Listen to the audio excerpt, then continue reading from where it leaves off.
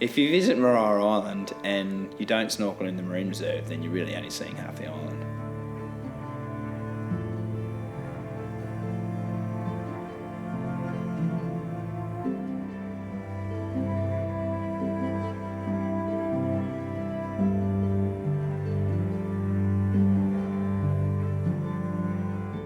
Well, my family have been going to Maria Island for generations. We've got a really strong affinity with the island. It's always been a part of who I am. Exploring Maria has been such a great part of my life, and it's a privilege really to be able to share it with others.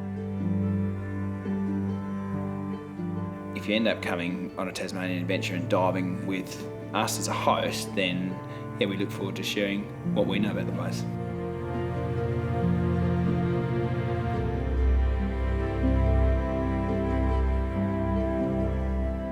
The reserve's been there since 1991, which is one of the oldest marine reserves on the planet.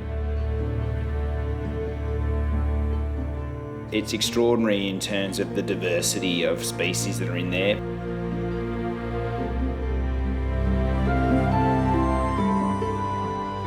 But the thing that's incredibly remarkable is the crayfish. There's just gigantic crayfish. A lot of the stuff that we're looking at is only in a couple of metres of water. You can literally get in at low tide in the reserve and lie on top of a rock and put your head underneath and see the antenna of these giant crayfish. It's amazing. Jumping in the water after you've been on a bike is the perfect experience.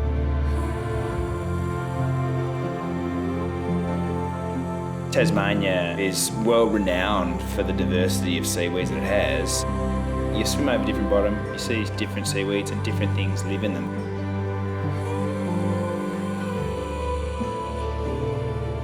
You're immersed in this incredible, beautiful environment. It's an otherworldly experience really. It feels like you're being looked after. It's incredibly relaxing, but it's very playful. Certainly walking and riding around Maria Island is an amazing day, but there's an extraordinary environment once you put your head underwater and start looking at what's in the marine protected area. My hope is that by sharing the extraordinary values of the Maria Marine Reserve with people is that they will tell other people and they will come and have their experience, and that will promote the idea of why we protect marine ecosystems.